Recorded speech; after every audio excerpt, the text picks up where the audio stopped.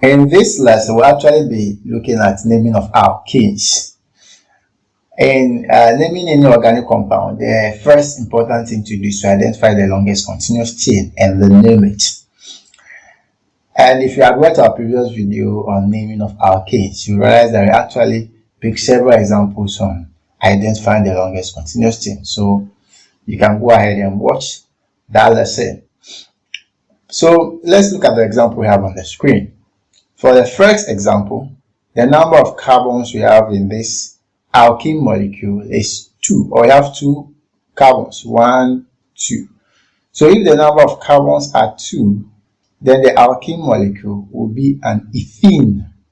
That is what it means. It will be an ethene.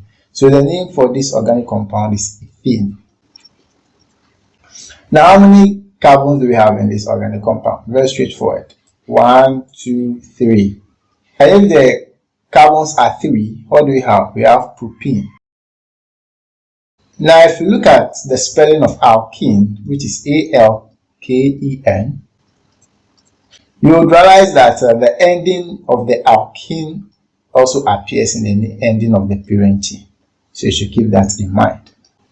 Now, if you are wondering how the open structure of these alkene molecules, ethene and propene, can be drawn, let me help you out by drawing this way. You realize that this side we have 2 carbon atoms, so you can draw the 2 carbons, and this carbon has double bond between it and this carbon, so you draw the double bond. So this is how to show it.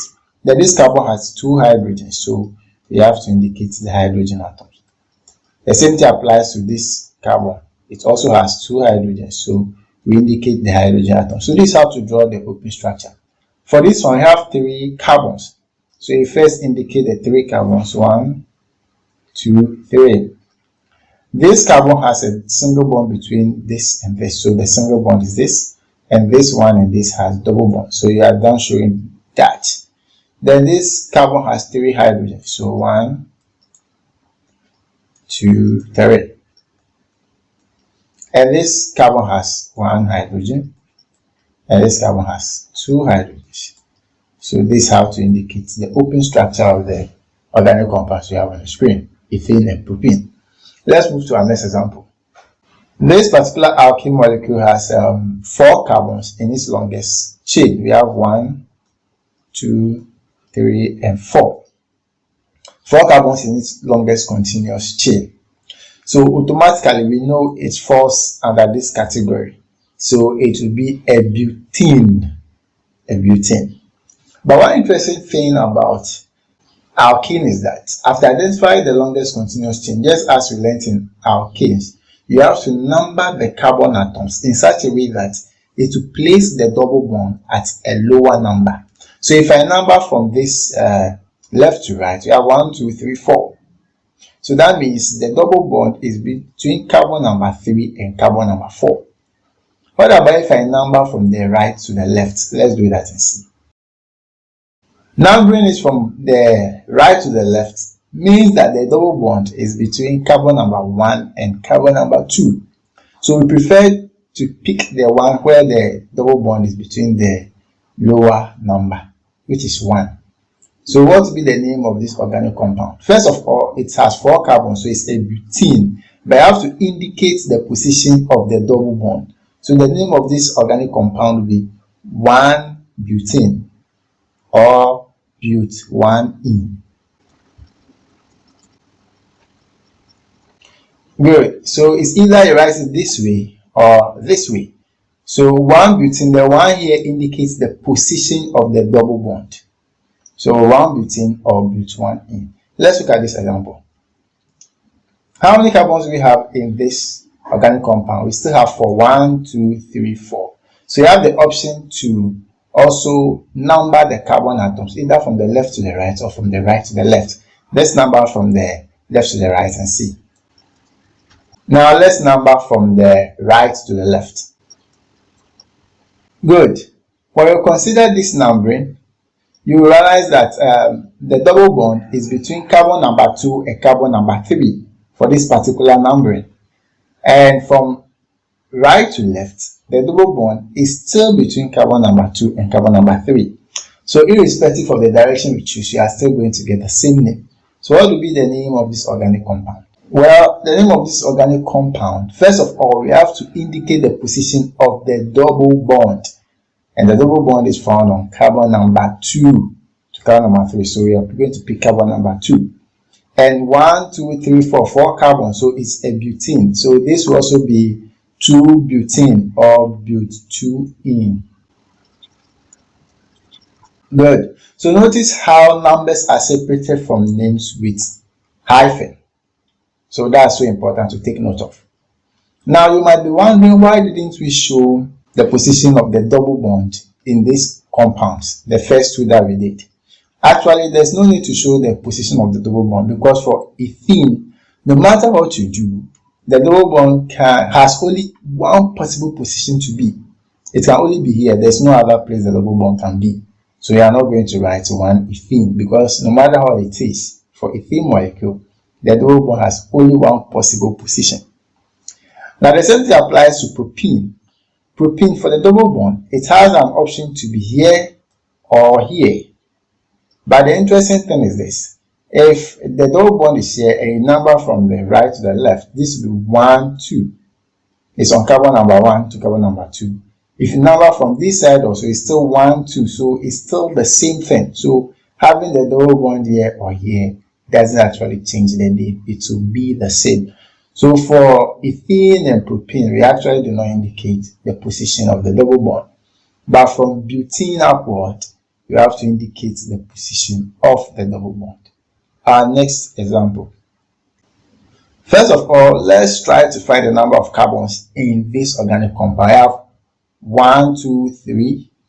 We have 1, 2, 3, 4, 5, 6, 7, and 8. 8 carbons in this organic compound. But the question is, how many carbons do you have in the longest continuous chain?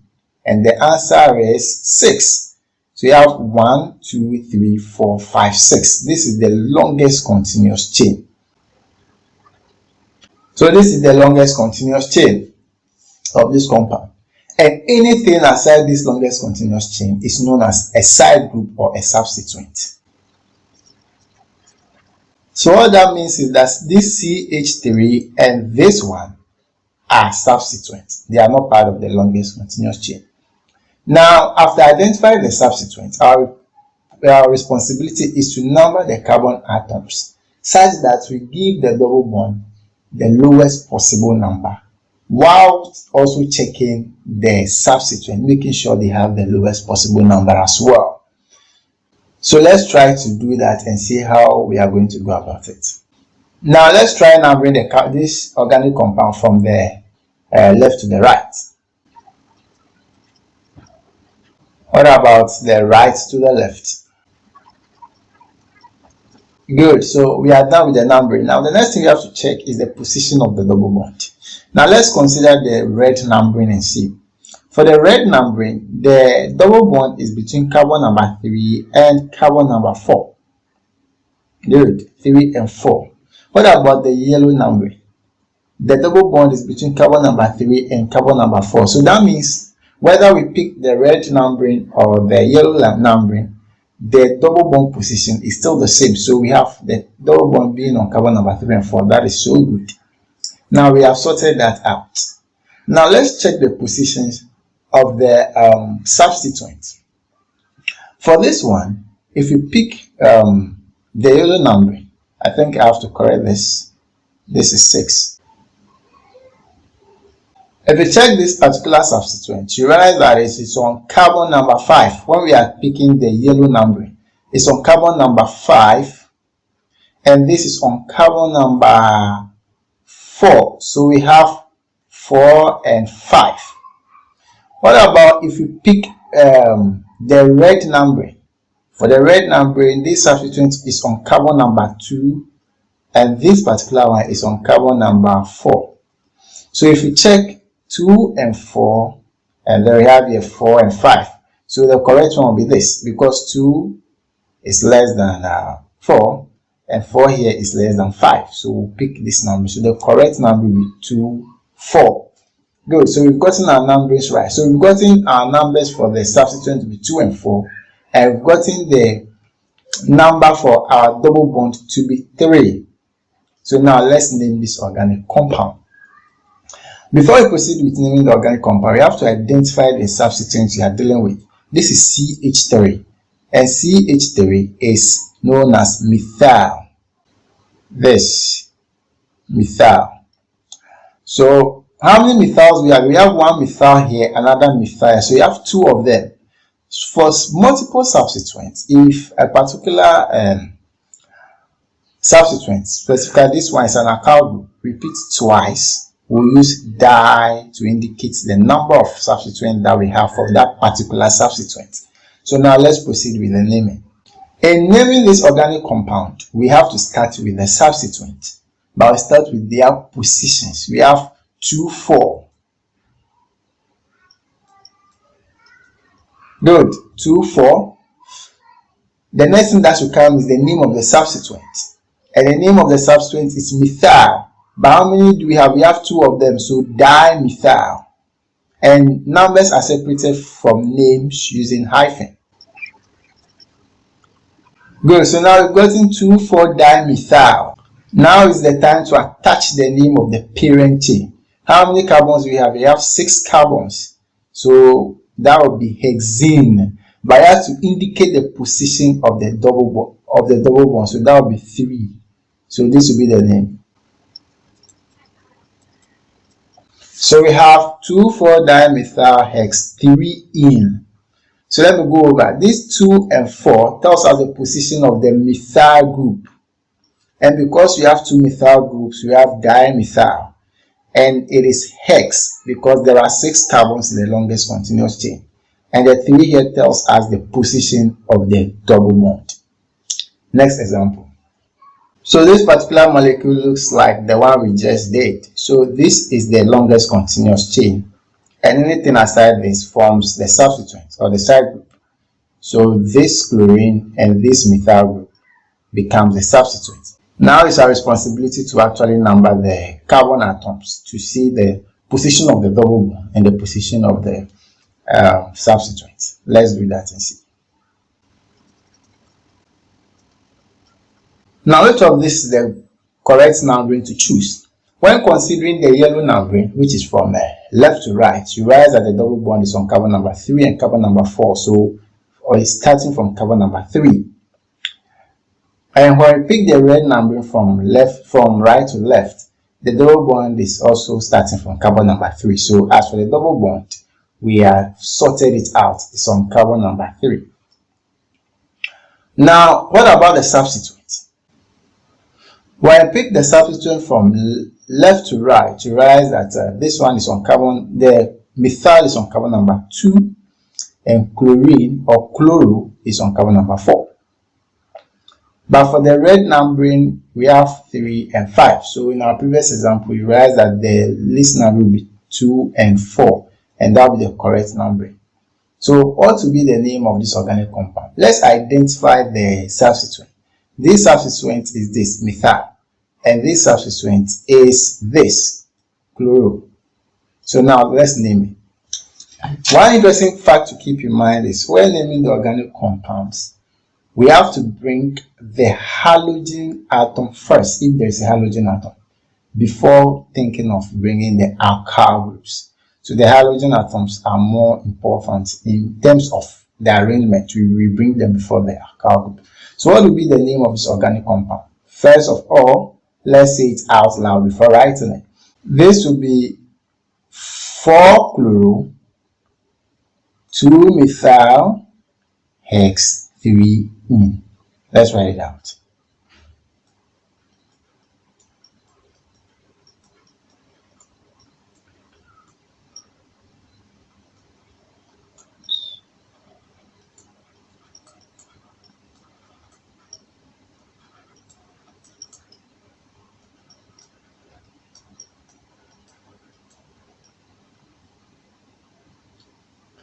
So 4-chloro, 2-methyl-hex-3-ene.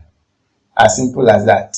So 4, the position of chlorine, 2, position of the methyl group, and 3 for the position of the double bond. Next example. Looking at this organic compound, it looks quite intimidating. But first things first, let's identify the number of carbons in the longest continuous chain. But which of these chains is the longest continuous? Let's try to identify it. Now, what are the chains that we have? For the first chain, we have this. How many carbons do we have? We have 1, 2, 3, 4, 5, 6. 6 carbons in this chain. But we have another chain also here. But automatically we know that this chain is wrong. Why do we say so? Because we are actually dealing with an alkene molecule. So we are expecting to see a double bond somewhere, but there's no double bond in this chain. So this cannot be the longest continuous chain. So we have to pick a chain where the double bond can be selected. And that chain is this.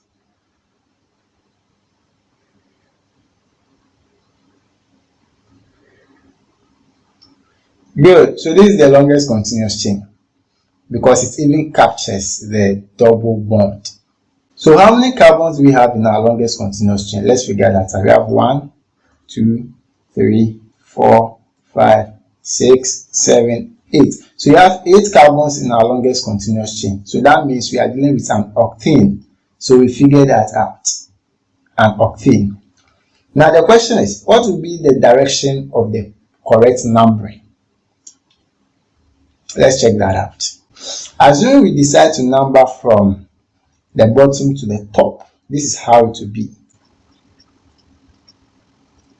What about from the top to the bottom? It is completely obvious that the correct number will be the red one.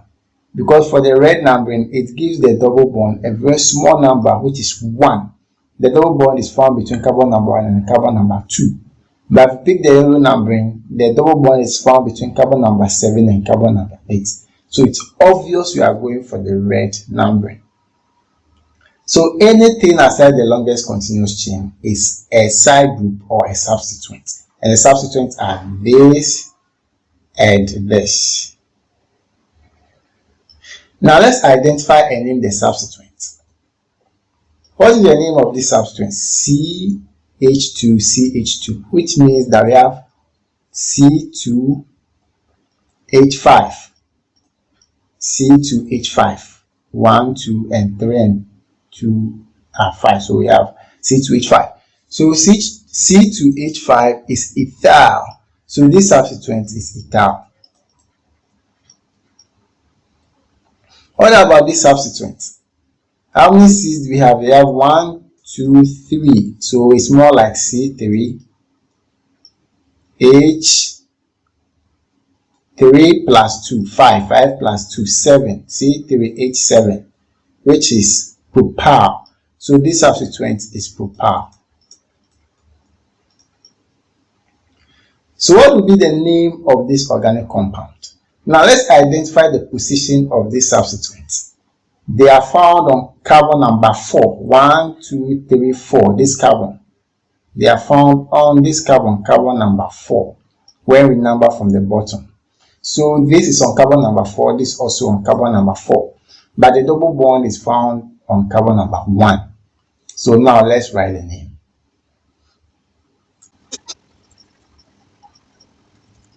4 ethyl 4 propyl oct 1 ene. So this is the propyl group and this is the ethyl group. But we brought the ethyl before the propyl because alphabetically E comes before P. So if you have these alkyl groups present in the organic compound, you also have to arrange them alphabetically. So that's so important. Our next example.